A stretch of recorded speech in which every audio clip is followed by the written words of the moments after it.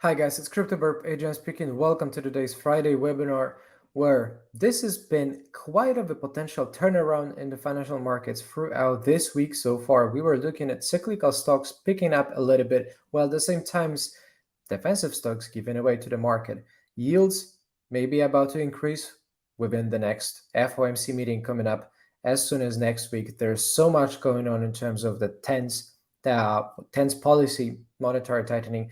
We're going to actually see and the potential implications of both cases of very aggressive rate hikes and less aggressive rate hikes and how it all impacts the market. If you guys are ready to hear this and more, make sure you stay tuned. We are going to ride in a second.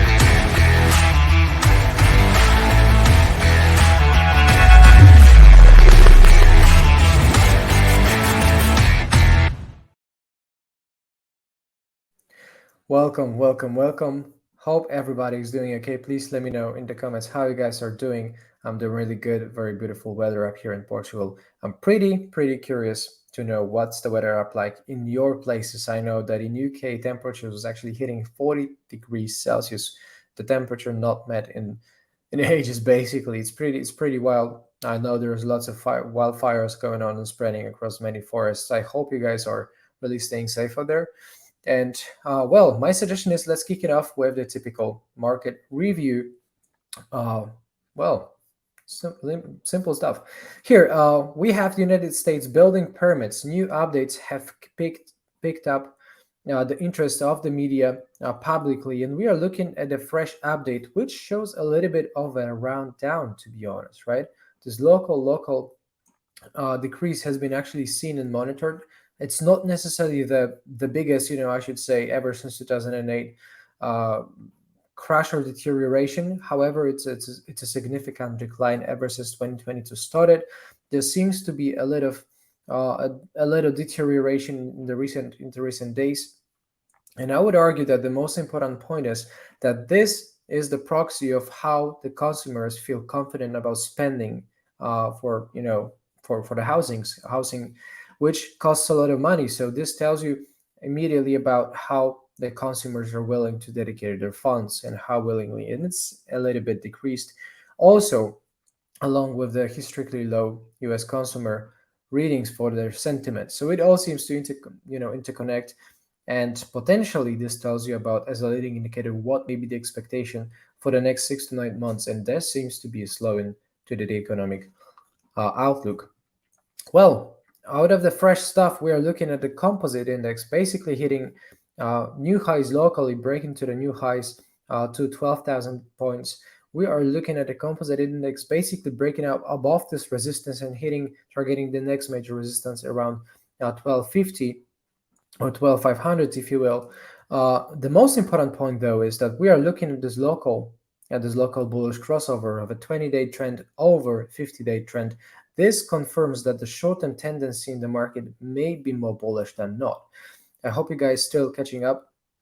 Well, because the next week, 27th of July, should bring the next FOMC rate hikes, right? So we're going to see about how much of the rate hikes there is actually going to be. There is going to be definitely a lot of pressure, a lot of tension, a lot of expectations arising towards this event. This is going to be an event day, right?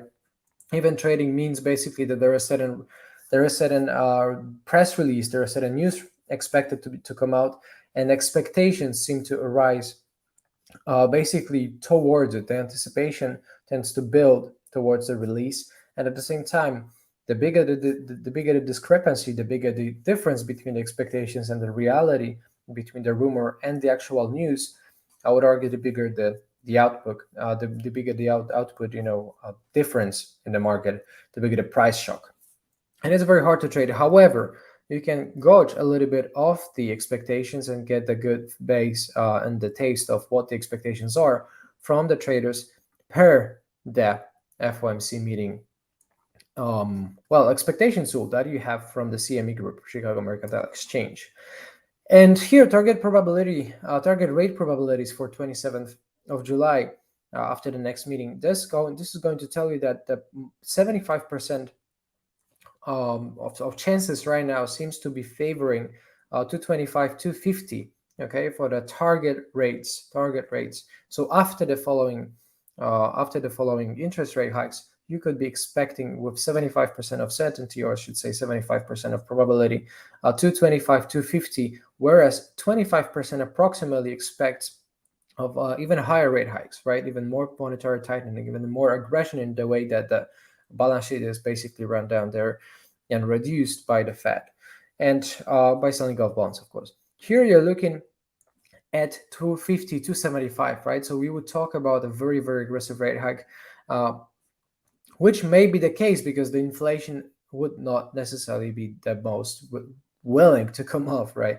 And when the inflation doesn't come off, the chances are the next rate hike is going to be more aggressive to react to it and propose some stronger reaction. Hope you guys so far stay up to date, because what I think is the most important point is that when the Fed reduces the balance sheet and sell off, sells off the government bonds, this typically puts supply pressures on the bond prices, taking the bond prices even lower, which at the same time inversely corresponds with increasing rate hikes, right? So this is a way to operate basically the interest rates.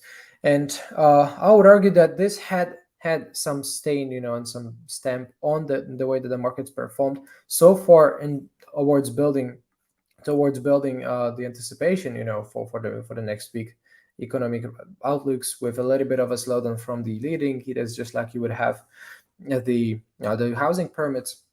You're looking at a 50-day breakout on the Dow Jones Industrial Average, right?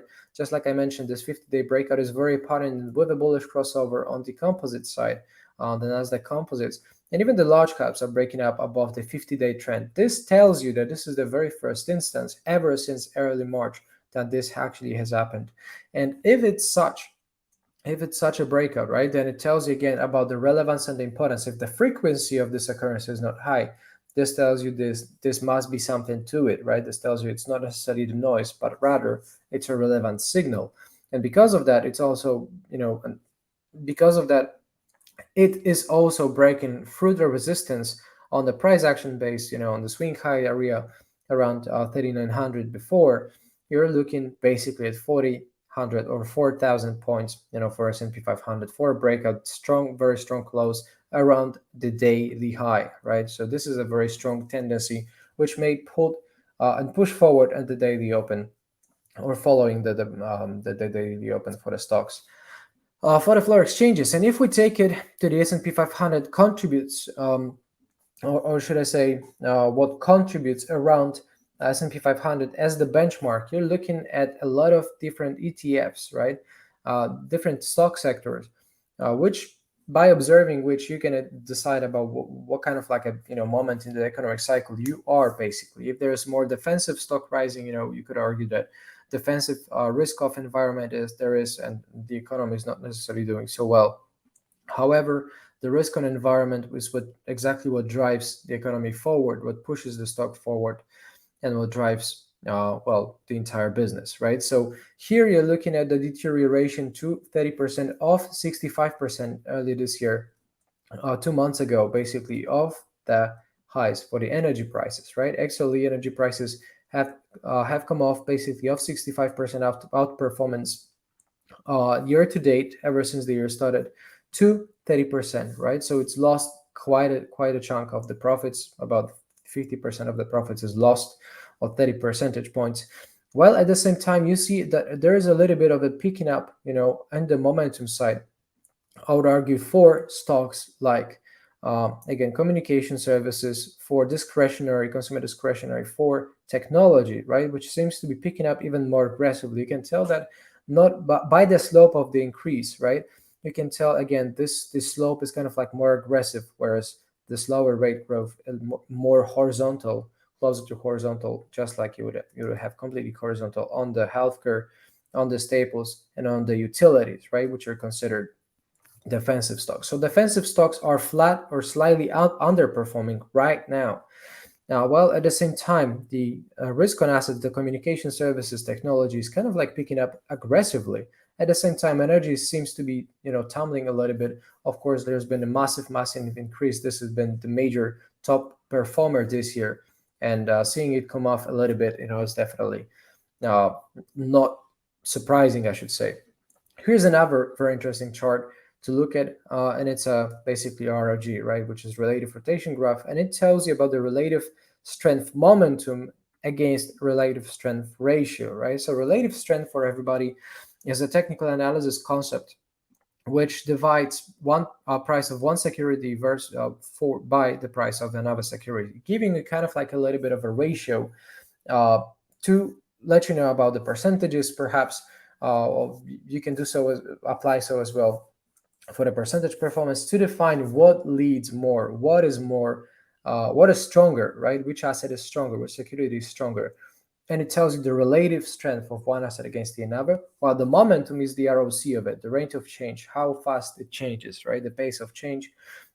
So the most ideal case for the ROG is to be found with full of momentum, full of outperformance. Dollar had been this very case before it started coming off recently, right? And past couple of weeks have been definitely under the remarks of decreased momentum and a little bit decreased relative strength. However, you can tell it's kind of like vertical. It doesn't lose much on the relative strength ratio side versus the interception S&P 500 benchmark 100 and 100 points. So from the leading, you can tell there's been a sharp deterioration for the XLE for the past 5 weeks. It's moved already to the weakening quadrant, while at the same time there is a hook turn for the Bitcoin prices. So while defensive stocks are kind of like rotating to the another towards the lagging quadrant, and there's way higher chances for a given stock or a sector to rotate to the following quadrant rather than just skip, back and forth between other quadrants. I would argue that it makes sense to anticipate that this potential hook turn for Bitcoin may take us to the next quadrant, which is the improving quadrant, which already is the case for the XLC, for the XLI, XLY, and XLK. So the cyclical stocks, communication services, technology, and the consumer discretionary are improving, and they are tilting towards the improvement also on the relative strength side, right? They're getting closer to the S&P 500 benchmark. And when they cross to the leading quadrant, it would tell you, it would confirm that the cyclical stock is back on track, that the risk on assets classes are back on track, including Bitcoin as well, which would be likely to catch up, following this hook turn we are looking at right now, this sharp recovery coming up, also known as the bear market rally. So while I have you here, guys, the bear market rally is a very interesting concept that many people have mentioned recently, and I've seen it. Many people mention it, all over the Twitter, on the webinars, live streams. The truth is that the bear market rally per se is nothing else but just a recovery. Okay, bear market rally means there is a rally within a bear market. Okay, this doesn't mean this is a completely brand new market, a brand new bull market starting off, right? Unless economy marvelously improves overnight within some form of a miracle. But you're looking at a rally within a larger downwards trend, right? And it is pretty decently, I should say, well shown here, right? The industrials, or the S&P 500 200-day trend, the long-term trend is falling downwards. This shows you the long-term trend is downwards. This defines the bull market or the bear market, and when it declines, this is a clear instance of a bear market, right? Even more apparent on the composites. While at the same time, breaking through the medium-term trend to the upside gives you potential for a bear market rally recovery towards the mean reversion levels of the 200-day trend, right? So this is, again, a smaller medium-term rally, a stronger performance persistence to the upside, probably a three-wave correction, as Elliott wave practitioners would tell you, to the upside within a larger bear market trend. That's what I think is the most relevant point to understand about that. So if we take in Feder, right, this is like the entire price action has been dominated strongly and sharply by the way that the dollar has been breaking up recently. And well, in all honesty, we have about 8-9 days left, okay, till we close off the month. So nothing is set in stone, nothing is confirmed. However, the dollar outlook has been extremely significant and extremely powerful to the upside. Well, we're not only talking about the breakout that we had in 2016, 17, 2016, 17, like I said, for this major breakout through this almost 30 year long, downwards trend, right, for the dollar dominance. And well, it's of course come off a little bit, then it rebounded, retraced back, recovered to the highs of 104, right, points for the dollar index, come off again and broken to the upside finally, as early as this year, and it's actually freshly broken to the upside, right? So we have this rectangle pattern that lasted for a couple of years, and it finally found a place and strength and momentum to break up. You can tell how this trend was actually accelerating to the upside, right? You can tell that these trend lines kind of like accelerate.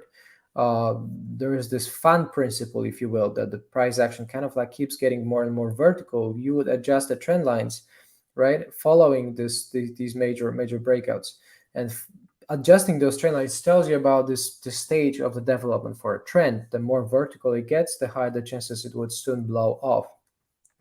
So here, arguably, we are looking at the potential breakout confirmation, as long as the monthly bar, the monthly candle, the monthly session closes through 104 points resistance. However, we've seen the major, local major deterioration, I should say, from 109 points off to 106.80 so far.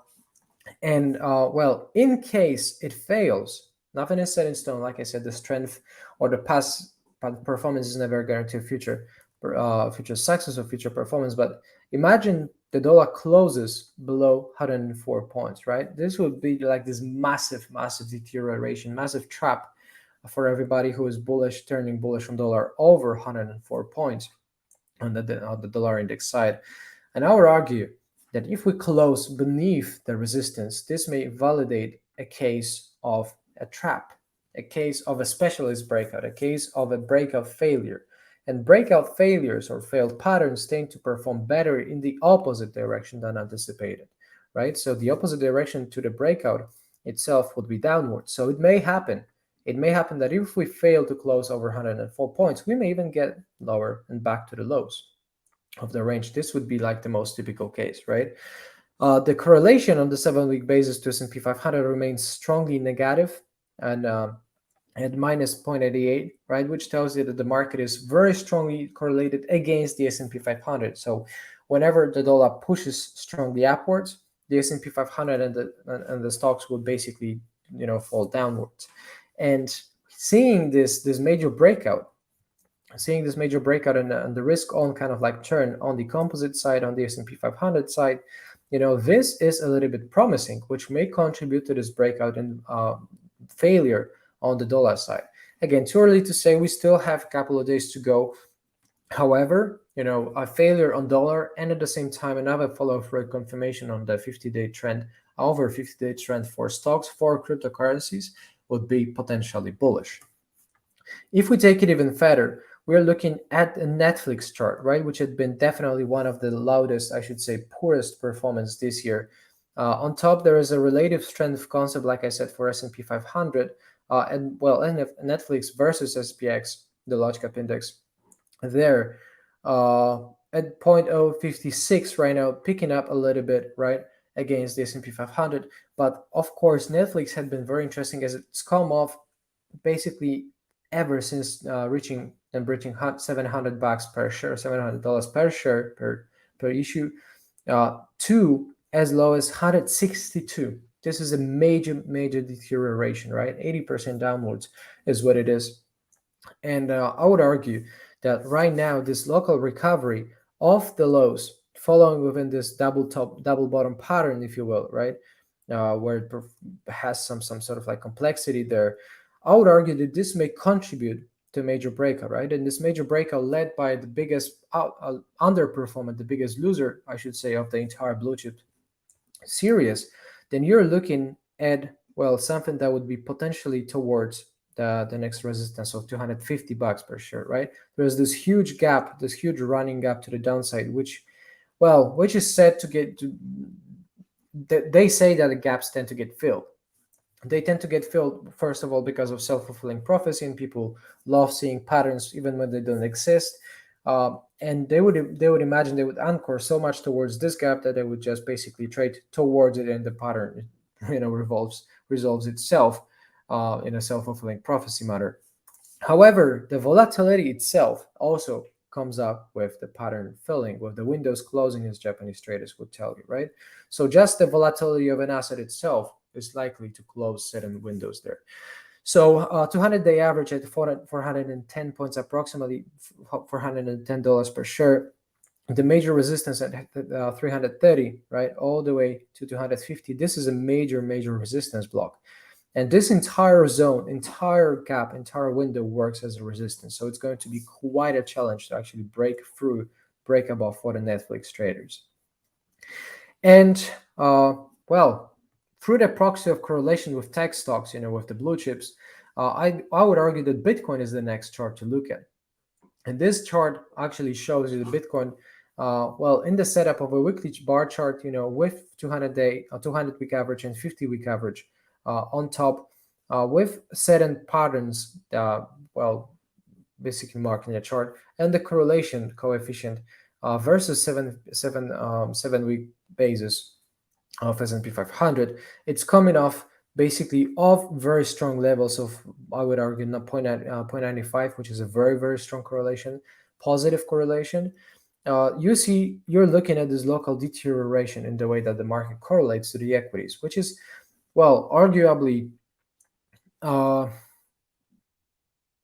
phenomenon that occurs once in a while for a long time, for a couple of months before we had stayed in this long series of very strong correlation, right? From March basically to July to so far, we were looking at the crypto, which was very strongly correlated to stocks. So when the market picks up, on the crypto, on the stock side, we would probably want the crypto side as well to be correlated and follow what stocks are doing. So decreased correlation may tell you about that the Bitcoin would underperform so far against the S&P 500, which is something that we had discussed in the RRG chart, right? This is the biggest outperformance, the biggest laggard, the biggest underperformance, the biggest laggard in the chart, right? It's fairly underperforming against the S&P 500 and against the dollar, right? And against the XLE. It's fairly underperforming, not only in terms of the relative strength, but also in terms of the momentum, which are both low readings. So having all that in mind, guys, I think it's very important to understand that, again, this bear market rally could take us potentially in the $30,000 region, perhaps even further. However, the very first instance and confirmation that we have to see and acknowledge is the weekly close through 200-week average. 200-week average, which is right now to 22,500.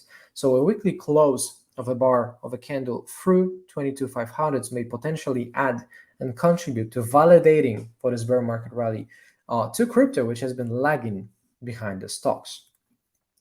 And taking it even lower, I would argue, we're looking at a 12-hour chart, which is my favorite position trading chart. This is exactly what I'm using for my trend following system for the Barbicator Pro with the current time frame trailer, right? So current time frame trailer is what detects, is one of the indicators that of the Barbicator Pro system that detects the most important, crucial, relevant breakout levels in order to establish a new trend. So this works as a magical, many people will call it this way, support and resistance level, which is directly going to tell you about key important breakout levels. So here we have recently broken up to the upside through $21,200. Following that, we've just seen a major boost to the prices, right? This following breakout and the follow through through the resistance of $21,000, which had been rejected before, and new high has been made, right? High sequence of higher highs and high lows, and at the same time, mildly sloping upwards price action seems to be favoring the bulls right now. And as long as it does, as long as Bitcoin trades and closes above the key threshold from the CTF trailer of the Barbicator Pro at 21,413, I would argue that the close above is fine for the bulls, and the bulls may continue and taking prices higher, right?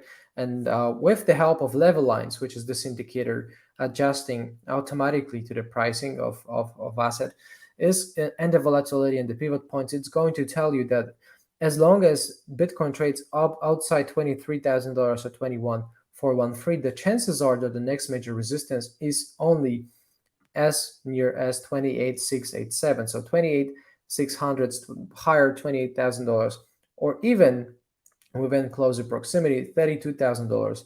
Mid $32,000 is exactly what we are looking at, right? Which matches this overall consolidation cluster that we've seen, through May through June, for Bitcoin before the major collapse happened. So I would argue that this combining, with the level lines tells you that if we are to sustain this bear market rally, the chances for improvement are very high to get us somewhere between $29,000, $32,000 region. I would argue, right? This is exactly what is shown, and this is also given by and displayed for many altcoins, given by the market scanner of ours, right? We have this premium market scanner that is going to take into account many different indicators, at least 10 different indicators, trend, momentum wise, and they're going to spit out the most important tips for whether or not the market is bullish or bearish, the sentiment of the trend, the chances for trades being successful increase as long as you take it in the direction defined by the scanner. So having it here, I've uploaded in my private trading channel on the Discord and our beautiful trading community, a couple of those instances. And I would argue that Bitcoin right now is, well, extremely bullish, at least for the reading, if we are to trust the readings of the scanner. Here on the hourly side, flaming bull tells you that it's extremely bullish. 4 hours is a little bit bearish, neutral on the day and neutral on the weekly. While Ether is bullish, flaming bullish, literally firing bullish on hourly, as well as bullish 4-hour daily and weekly neutral. So you can use that as well for the commodities, basically cotton as the commodity. Then you're looking at the wheat, which is bearish and flaming bearish, right, on the 4-hour, on the short and medium term. WTI crude oil, then you're looking at silver, which is mildly bearish here, all the way, as well as the dollar. And for all the clarity, for gold, I still own gold, silver. I've not given it up. I think it serves very valuable as a very valuable asset to the portfolio diversification part. And at the same time, it's exactly what's taken my portfolio perform and outperform the equities and cryptos by big deal through the diversification. And at the same time, the silver case is bullish for the next couple of years following the COVID breakout. So minor deterioration is not going to stop it so easily. And this exactly can be said the same thing about these stocks: Apple, Amazon, Alibaba.